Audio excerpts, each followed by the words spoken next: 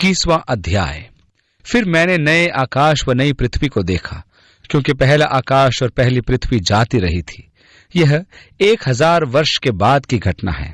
पहला आकाश जाता रहा। पतरस बताता है कि बड़े शोर के साथ वो जाता रहा और वस्तुएं तप्त होकर पिघल गईं। परमेश्वर ने बोला और सृष्टि हो गई। वो उसके वचन से अस्तित्व में आ गई। उसने बोला और एक वैज्ञानिक पहेली अस्तित्व में आ गई। बोलने से भौतिक का अस्तित्व में आना, अर्थात प्रोटॉन्स व इलेक्ट्रॉन्स को एक साथ जमा किया गया। उसने अणु की सृष्टि की। अणु की नाभि में प्रोटॉन्स एक साथ बंधे थे। उसने बिजली के नियम, कॉलिन्स के नियम का उल्लंघन किया, जो पॉजिटिव चार्जेस के प्रतिकर्षण बल की बात करता है। सकारात्मक ध्रुव एक दूसरे के विरुद्ध में होते हैं। एक साथ रहने का प्रयत्न करें तो वे एक दूसरे का विरोध करेंगे। सकारात्मक अंशों में एक शक्तिशाली विरोधी बल होता है।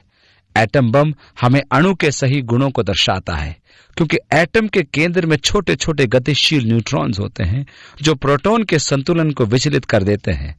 वे खुल जाते हैं जब उनको छेड़ा जाता है। इस प्रकार निकली ऊर्जा असीम होती है। यह उस सामर्थ्य के बराबर होती है जो उन्हें जोड़े हुए थी। परमेश्वर सृष्टि को अपने वचन की शक्ति से संभालता है। पवित्र शास्त्र में बताया गया है कि उसने अपने वचन के सामर्थ्य से सृष्टि की और उसी के द्वारा सब चीजें आपस में जुड़ी हैं। वह केवल इतना करेगा कि ढील छोड़ेगा और वे स्वतंत्र हो जाएंगे और समस्त सृष्टि एक ही बड़े झटके के साथ जाती रहेगी। बहुत गर्मी के कारण तत्व पिघल जाएंगे।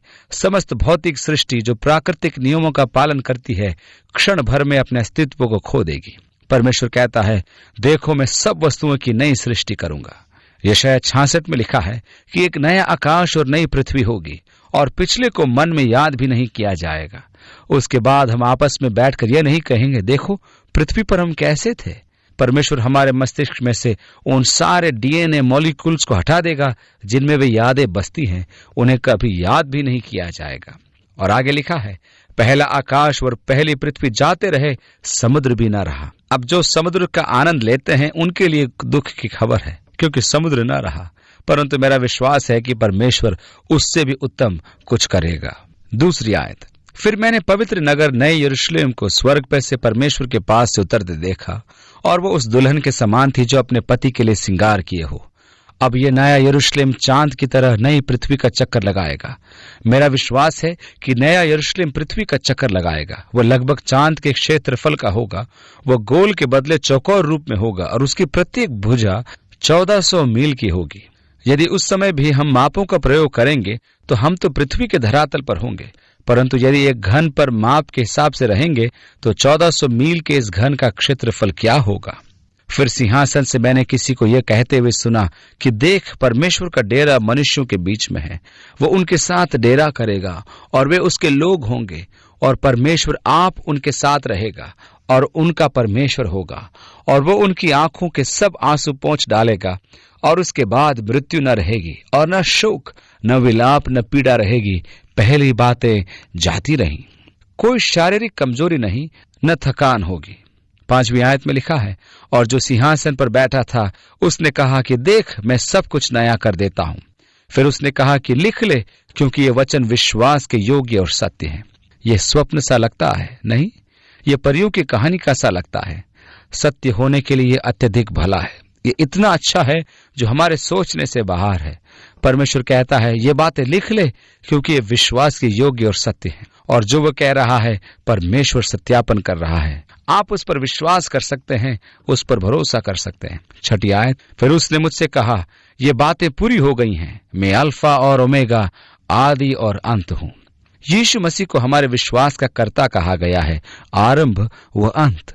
6ठी आयत में, मैं प्यासे को जीवन के जल के सोते में से सेंत मेंत पिलाऊंगा। उस दिन मंदिर से यीशु ने कहा था, यदि कोई प्यासा हो तो मेरे पास आए और पिए। कुएं पर उस स्त्री से उसने कहा, यदि तू इस जल को पिएगी तो फिर प्यासी होगी, परंतु यदि उसको पिएगी जो मैं तुझे दूंगा तो कभी प्यासी न होगी। और एक बार फिर वह प्यासों को बुलाता है, वो जीवन के जल को सेंत मेंत देगा। जो जय पाए वही इन वस्तुओं का वारिस होगा। मत्ती 25:34 में लिखा है, हे मेरे पिता के धन्य लोगों, आओ उस राज्य के अधिकारी हो जाओ जो जगत के आदि से तुम्हारे लिए तैयार किया हुआ है। हमें पवित्र लोगों की महिमापूर्ण मिरास के लिए बनाया गया है। वह मिरास जिसमें यदि संतान है तो वारिस भी, वरन परमेश्वर के वारिस और मसीह के संगी वारिस हैं।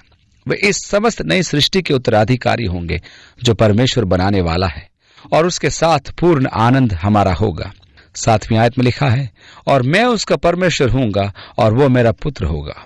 प्रियो, अभी हम परमेश्वर के पुत्र हैं। कैसा विशेषाधिकार और कैसी आशीष है। 8वीं आयत में, पर डरपोकों और मूर्ति पूजकों और सब झूठों का भाग उस झील में मिलेगा जो आग और गंधक से जलती रहती है।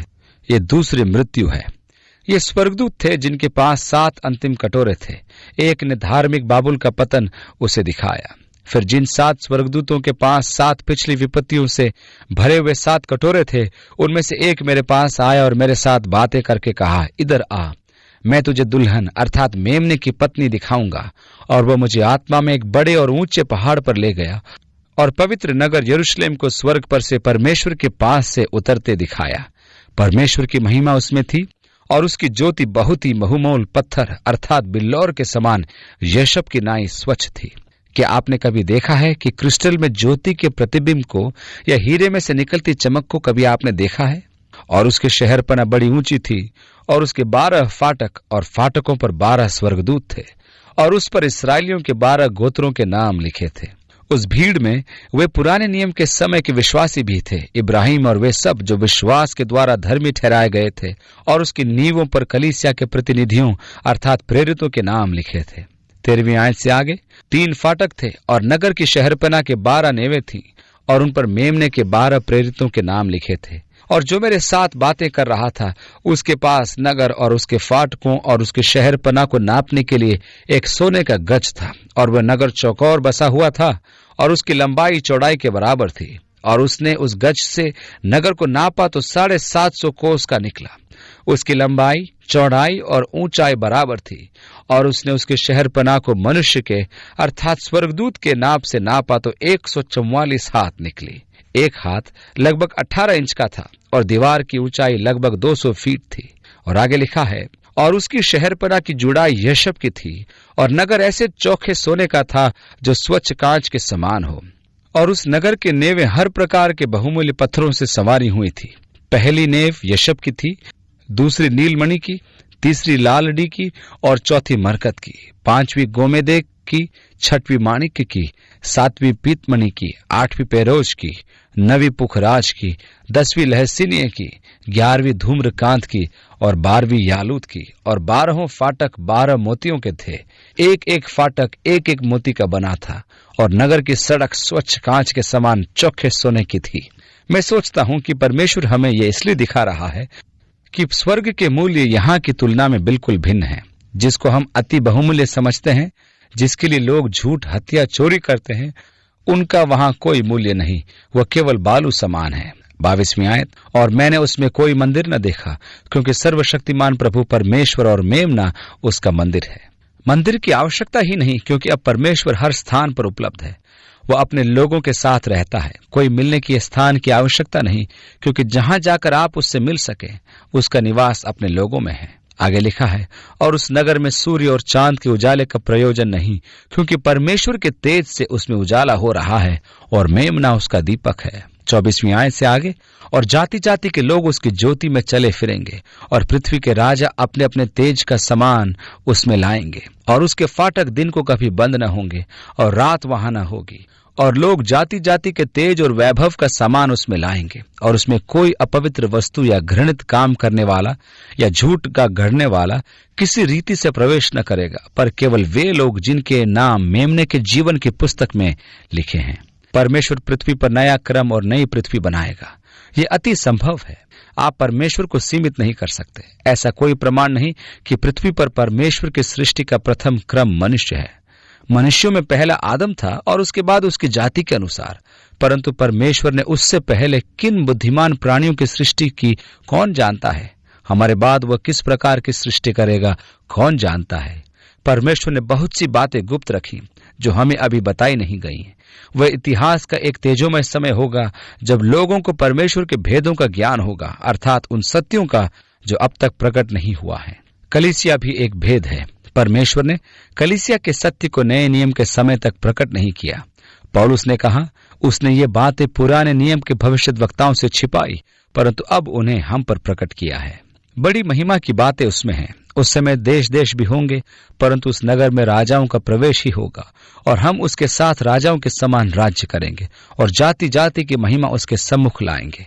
किस प्रकार का तंत्र होगा, यह केवल कल्पना ही की जा सकती है, परंतु जब हम वहां पहुंचेंगे तब और हमें इसका और अधिक ज्ञान प्राप्त होगा। इसमें हम कुछ जोड़ नहीं सकते हैं।